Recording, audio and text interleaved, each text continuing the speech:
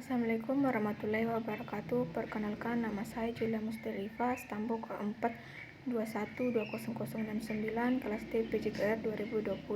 Saya akan menjelaskan tentang materi alam pikir manusia, perkembangan dan sejarahnya. Pertama, hakikat manusia dan sifat keingintahuannya. Pada hakikatnya, manusia adalah makhluk yang berpikir atau Homo sapiens. Hal ini disebabkan sifat ingin tahu manusia yang besar, selalu bertanya tentang siapa, apa, bagaimana, kapan, di mana, mengapa, dan sebagainya. Tuhan memberi manusia kemampuan berbicara, Homo languens, hingga mampu menyampaikan pertanyaan dan pendapatnya kepada manusia lain. Manusia juga mampu membuat alat atau Homo faber yang dapat membantunya mencari nafkah, seperti kemampuan manusia membuat jaring ikan, panah untuk berburu, pisau, api untuk memasak, dan sebagainya. Manusia memiliki rasa keindahan dan sesuatu atau Homo esteticus, sehingga muncullah para perancang bangunan, model pakaian, adat istiadat suatu daerah, dan sebagainya. Manusia juga mampu melakukan jual beli atau Homo economicus, seperti yang terjadi pada pasar manusia melakukan jual beli terhadap hasil kerjanya.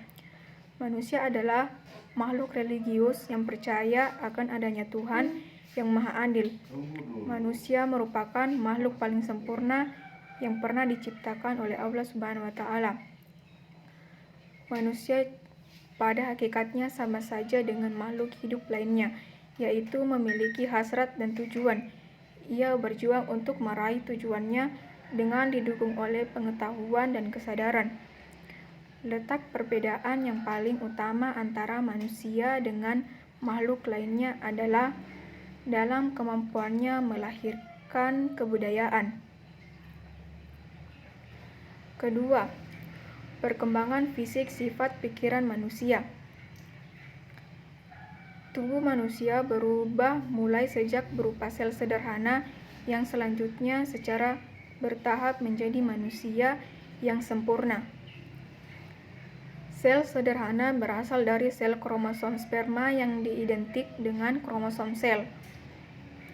Perubahan fisik yang sangat nyata terjadi pada saat pubertas yang ditandai diantaranya dengan tanda kedewasaan berupa tumbuhnya rambut pada daerah tertentu dan fungsi organ-organ reproduksi atau organ genitalia.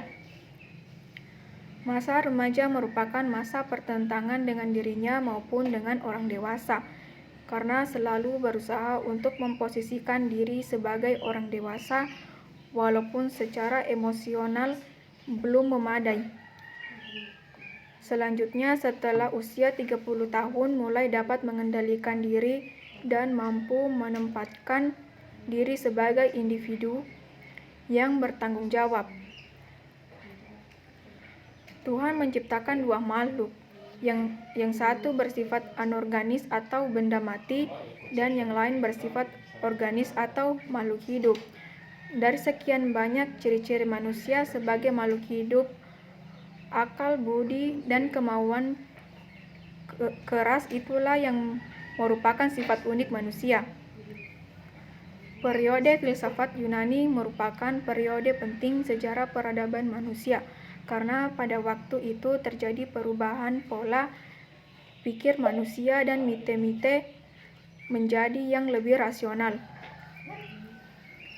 Pola pikir mite-mite adalah pola pikir masyarakat yang sangat mengandalkan mitos untuk menjelaskan fenomena alam seperti gempa bumi dan pelangi. Karena itu, periode perkembangan filsafat Yunani merupakan poin untuk memasuki peradaban baru untuk umat manusia. Zaman Yunani kuno dipandang sebagai zaman keemasan filsafat, karena pada masa ini orang memiliki kebebasan untuk mengungkapkan ide-ide atau pendapatnya. Yunani pada masa itu dianggap sebagai gudang ilmu dan filsafat, karena bangsa Yunani pada masa itu tidak lagi mempercayai mitologi-mitologi. 3. Sejarah pengetahuan manusia. Manusia selalu merasa ingin tahu, maka sesuatu yang belum terjawab dikatakan wallahu alam, artinya Allah yang lebih mengetahui, atau wallahu alam bisawab, yang artinya Allah mengetahui sebenarnya. Perkembangan lebih lanjut dari rasa ingin tahu manusia ialah untuk memenuhi kebutuhan non-fisik atau kebutuhan alam pikirnya. Untuk itu, manusia mereka sendiri jawabannya. Akomte menyatakan bahwa ada 3 tahap sejarah perkembangan manusia, yaitu tahap teologi atau tahap metafisika, tahap filsafat, dan tahap positif atau tahap ilmu. Mitos tersebut tahap teologi atau tahap metafisika. Mitologi ialah pengetahuan tentang mitos yang merupakan kumpulan cerita-cerita mitos. Mitos timbul akibat keterbatasan pengetahuan, penalaran, dan panca indera manusia secara keingintahuan manusia yang telah dipenuhi, walau hanya sementara. Puncak hasil pemikiran mitos terjadi pada zaman Babilonia 700 sampai 600 sebelum Masehi, yaitu horoskop, ramalan bintang, ekliptika atau bintang edar, matahari, dan bentuk alam semesta yang menyerupai ruangan setengah bola dengan bumi datar sebagai lantainya, sedangkan langit-langit dan bintangnya merupakan atap. Tonggak sejarah pengalaman dan akal sehat manusia adalah Thales 624-546, seorang astronom pakar di bidang matematika dan teknik.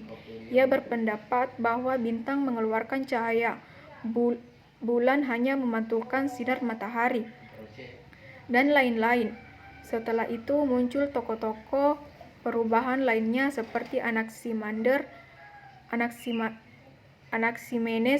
Herakleitos, Pitagoras, dan sebagainya.